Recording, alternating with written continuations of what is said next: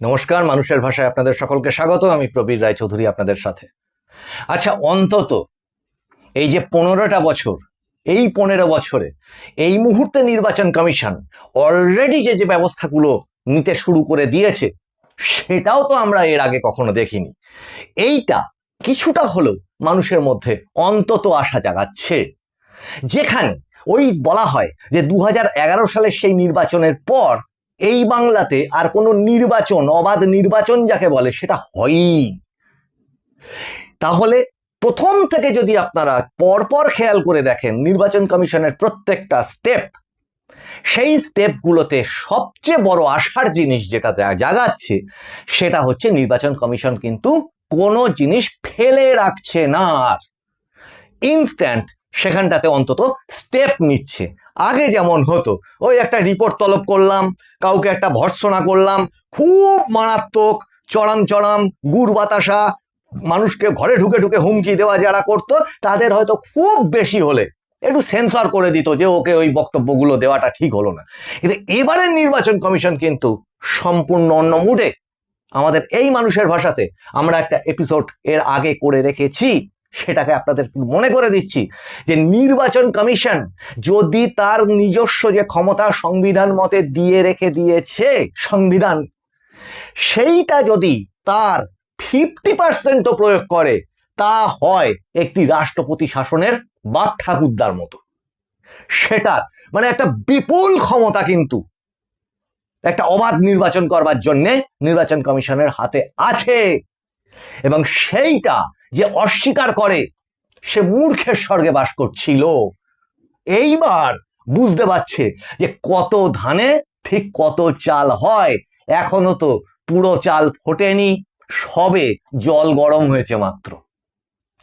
তা ইতিমধ্যেই যেটা হয়েছে, এই যে পরিস্থিতিটার সঙ্গে যারা অভ্যস্ত হয়েছিল, যে সমস্ত আধিকারিক, অসাধু আধিকারিক, প্রচুর সৎ ভালো মানুষ, সরকারি কর্মচারী থেকে শুরু করে প্রচুর ভালো মানুষ আছে, তাই এখনো পর্যন্ত মানুষ আশা করে সামনের দিকের কথা ভাবতে পারছে।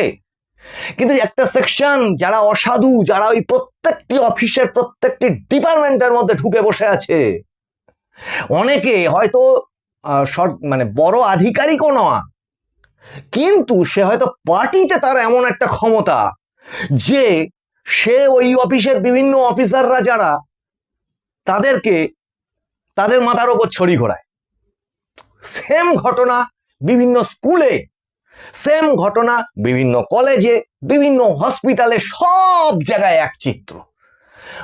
স্কুলের যে ম্যানেজিং কমিটি থাকে, তাতে পার্টির এমন নেতা থাকে যারা স্কুলের হেডমাস্টার মশাই থেকে শুরু করে অন্যান্য দিদিমণি মাস্টার মশাইদের মানে একদম চাকরের মতো ওঠবোস করায় বা তারা করতে বাধ্য হন।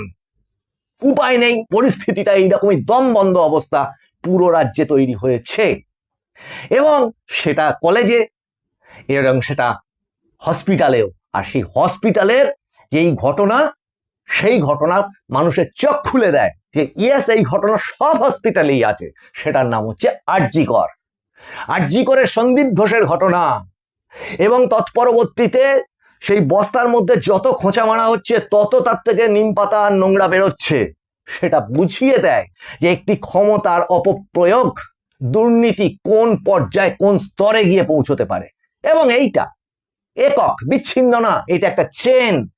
এটা প্রতিটি ডিপার্টমেন্টের থেকে শুরু করে ছড়াতে ছড়াতে শেষ পর্যন্ত মানে সিন্ডিকেট বলুন, এমনকি ক্লাবগুলোতে পর্যন্ত কিছু কিছু গিয়ে ঢুকে পড়েছে। মানে সংস্কৃতিটা, এই সংস্কৃতি যে কে কত বেশি শাসক দলের থেকে কাছাকাছি বা ক্ষমতা রাখে, কার কত বড় কন্ট্যাক্ট আছে, সে তত বেশি মোটা ছড়ি অন্যের ওপর ঘোরাতে পারবে। আপনার লেখাপড়া, শিক্ষাগত যোগ্যতা যা খুশি হোক গে যাক, সে নিরক্ষর হোক, সে গুন্ডা হোক, মস্তান হোক, যদি সে পার্টির কাছাকাছি থাকতে পারে, তাহলে সে কলেজেও প্রধান হয়ে যেতে পারে। দক্ষিণ 24 পরগনার একজন মুখ্যমন্ত্রীর কথায় বোম বাঁধা নেতা, সে যখন কলেজের মাথায় বসে পড়ে, সেই ঘটনা তার উদাহরণ দেয়। তাই এই সমস্ত কিছু আপনি জানেন, আপনার বন্ধু বান্ধব পরিচিতরা জানেন, আমরা জানি, আর নির্বাচন কমিশন জানে না। আর নির্বাচন কমিশনের যে সমস্ত সেন্ট্রাল ফোর্স বলুন বা ইন্টেলিজেন্স বলুন, তারা কিচ্ছু জানে না। এটা হয় না, এটা তারা সব জানে, এবং সেই অনুযায়ী এবারের ব্যবস্থাগুলো কিন্তু ক্রমশ এগোচ্ছে। তার সর্বশেষ উদাহরণ হচ্ছে এই যে গত পরশুদিনের ঘটনা, এবং ইমিডিয়েটলি সেখান থেকে অ্যারেস্ট, এই যে ট্রেনিং সেন্টারে যে মুখ্যমন্ত্রীর ছবি টাঙিয়ে যে ব্যবস্থাটা হয়েছিল এবং যে শিক্ষক তার প্রতিবাদ করেছিলেন তাকেই আবার মারধর করা হয়, এবং সেই ভিডিও তুলতে ফোন কেড়ে নেওয়ার চেষ্টা করা হয়, এবং দুজন এখনো পর্যন্ত অ্যারেস্ট হয়েছে। পাশাপাশি খেয়াল করুন, আমরা গতকালকের এপিসোডে অভিযোগ তুলেছিলাম যে ক্যারাম খেলা, সেন্ট্রাল ফোর্স গিয়ে পার্টি অফিসের মধ্যে, টিএমসি পার্টি অফিসের মধ্যে গিয়ে ক্যারাম খেলছে। আজকে তাদেরকে কমপ্লিটলি সাসপেন্ড করে দেওয়া হয়েছে। এর আগেও সেন্ট্রাল ফোর্সের যে ওই ইফতার পার্টিতে গিয়ে ইফতার খাওয়া, তাদেরকে শুধু সাসপেন্ড না, রাজ্য থেকে বার করে দেওয়া হয়েছে, এবং তাদের এগেনস্টে বিভাগীয় তদন্ত শুরু হয়েছে। এবং এই আঘাতগুলো কিন্তু দেখবেন, চাকরি ক্ষেত্রে কিন্তু এই আঘাতগুলো বিরাট বিরাট আঘাত একটা মানুষের জীবনে, এগুলো কিন্তু কম না।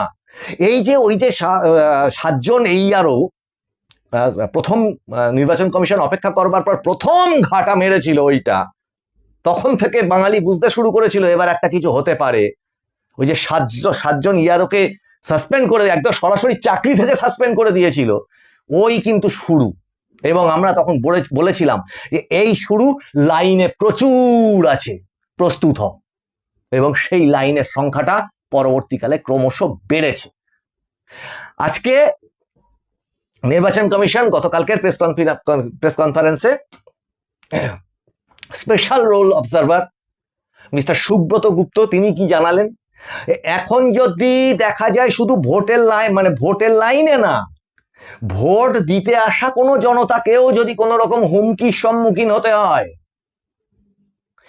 আবার বলছি, ভোট দিতে আসছে সেই জনতাকেও যদি কোনো হুমকি বা বাধা দানের সম্মুখীন হতে হয়, special roll observer Subrata Gupta তিনি কালকের প্রেস কনফারেন্সে পরিষ্কার জানিয়ে দিলেন যে সেক্ষেত্রেও রিপোল যদি সেখানে হয়, সেখানে তার রিপোলে তার ভোটদানের অধিকার থাকবে, এবং তার জন্যও রিপোল হতে পারে। ক্যামেরা বন্ধ, রিপোল, ভিতরে ক্যামেরা বন্ধ, রিপোল। বুথের লাইনে যদি কোনো গোলযোগ হয়, 360 ডিগ্রি ক্যামেরা থাকছে, সেক্ষেত্রেও পুনর্নির্বাচন। আমরা কখনো ভাবতে পেরেছি অনুরোধ করে, চিৎকার করে, হয়তো সব শেষ পর্যন্ত যত অরাজক পরিস্থিতি হোক না কেন, সব শেষে দেখা যেত হয়তো 50টা বুথে, কখনো 20টা বুথে হয়তো পুনর্নির্বাচন হতো। এতে পরিস্থিতি এই জায়গাটাতে নির্বাচন কমিশন জানিয়ে দিতে চাইছে যে যদি কত জায়গাতে ক্যামেরা আধ ঘন্টা বন্ধ থাকে, তাহলে সেখানেও রিপোল। খেয়াল করুন, এখানে কিন্তু সেন্ট্রাল ফোর্সের হাতেও, যদি সেই সেন্ট্রাল ফোর্স যিনি আছেন বা যারা সেখানে ডিউটিতে আছেন তারা নিষ্ক্রিয় থাকে, তাতেও কিন্তু ছাড় নেই। এই জায়গাটা, জাস্ট এই পয়েন্টটা আমাদেরকে ভাবিয়েছে এবং একটা আশার দিগন্ত দেখাচ্ছে। সেন্ট্রাল ফোর্স চুপচাপ দাঁড়িয়ে থাকলো, গোলযোগ হলো, হুমকি হলো, ইত্যাদি হলোতেই শেষ নয়। ক্যামেরায়, ওয়েবকাস্টিং এ, সেই ওয়েবকাস্টিং সিইও দপ্তর থেকে মনিটরড হবে, এসডি অফিস থেকে হবে, ডিএম অফিস থেকে হবে, সমস্ত জায়গা থেকে সেটার মনিটরিং হবে। তাতে যদি অসঙ্গতি কিছু ধরা পড়ে, ইমিডিয়েটলি সেখানে রিপোল, এবং সেটা যার জন্য হলো তার কপালে তো থাকলোই। আর সেটা যে কপালে থাকছে, এই ঘটনাগুলোর উদাহরণ কিন্তু সেই যে দপ্তর বলুন, সেই ধরনের আধিকারিক বলুন, সেই ধরনের সেন্ট্রাল ফোর্সের অসাধু যারা আছেন তাদের বলুন, তাদের এই ধরনের ব্যবস্থা নেওয়াটা, শাস্তি সমাজে কেন আছে, এই কারণে যে আর একজন যাতে শিখে তার থেকে ভয় পায় এবং সংশোধিত হয়। তাদের এবার সমঝে যাওয়ার সময়। কাজেই পুরো সেন্ট্রাল ফোর্সের হাতেও কিন্তু জিনিসটা দিয়ে চোখ বুজে নির্বাচন কমিশন আর বসে থাকতে রাজি নয়। এবং ঠিক এই জায়গা থেকেই যে মানে শাসক দলের যে ভোট মেশিনারি, সাজানো সংসার যাকে বলা হয়, সেই সাজানো সংসার ভেঙে ছত্রখান, তছনছ।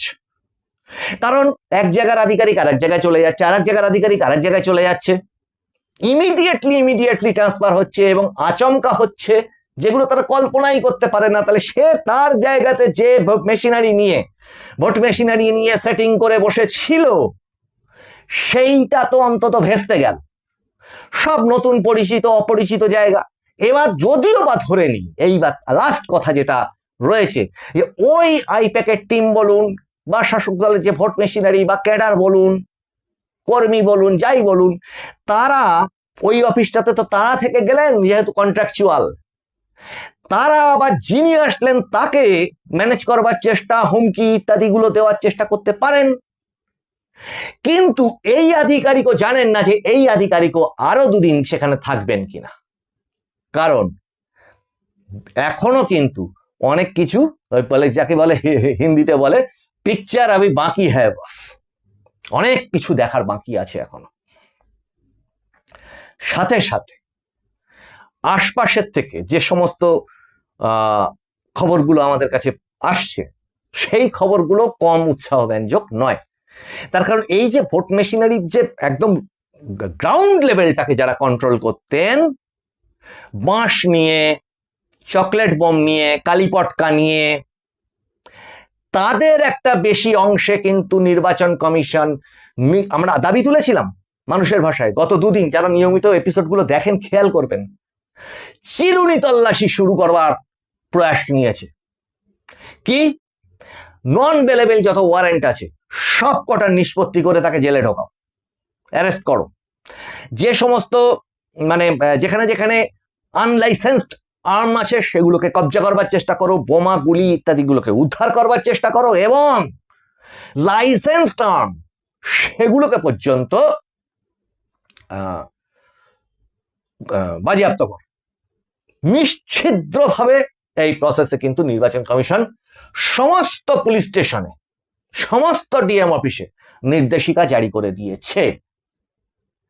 কাজেই এই যে জায়গাগুলো থেকে মানুষের প্রধান ভয়ের জায়গাটা ছিল, সেই ভয়ের জায়গাটাকে নির্বাচন কমিশন শক্ত হাতে বন্ধ করছে। শুধু না, আবার ওই নির্বাচন কমিশন প্যারামিলিটারি ডিপ্লয় করে দিয়েছে, ওই হয়ে গেছে, এটাতেও কিন্তু শেষ নয়।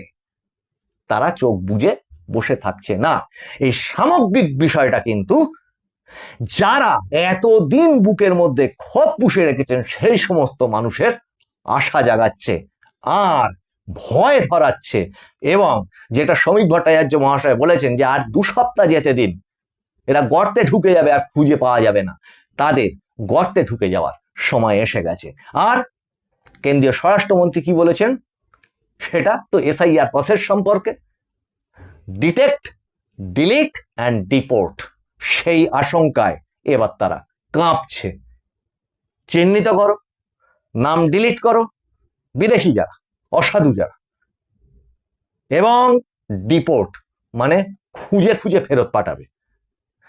এই আতঙ্কে তারা কাঁপছে। এবং তাকে এই গত এপিসোডেই বলেছি, যে প্রতিশ্রুতি শাসক দল এদের দিয়েছিল সব নাম তুলে দেবো, এসআইআর প্রসেসটা ভেস্তে দেবো, লুডো খেলতে না পারলে লুডোর বোর্ড উল্টে দেবো, না, এ বোর্ডটা বড্ড ভারী। এবার সেই বোর্ডটা চারপাশ থেকে হাত দিয়ে চেপে রেখেছে সুপ্রিম কোর্ট, হাইকোর্ট, নির্বাচন কমিশন। এই বোর্ড উল্টোনোও যাবে না। আগামী দিনের জন্য আমরা অপেক্ষা করে থাকবো, আরো কি কি হয় সেগুলো দেখবার জন্য। আর আপনাদের জানাই, খুব ইন্টারেস্টিং, বিদেশি শক্তি কিভাবে পশ্চিমবঙ্গের রাজনীতিকে তছনছ করছিল, এবং তার পর্দা ফাঁস করতে চলেছি আমরা মানুষের ভাষার পর্দায়। আপনারা সাবস্ক্রাইব করুন সেই সমস্ত তথ্যবহুল এপিসোডগুলো দেখবার জন্য। আপনাদের সঙ্গে আবার দেখা হবে সামনের এপিসোডে। আপনারা নজর রাখুন মানুষের ভাষার পর্দায়। মানুষের ভাষা সবার মনের কথা বলে। লাইক, শেয়ার, কমেন্ট করুন, নিজেদের সুচিন্তিত মতামত পাঠান, আর একটু সাবস্ক্রাইব করুন। নমস্কার।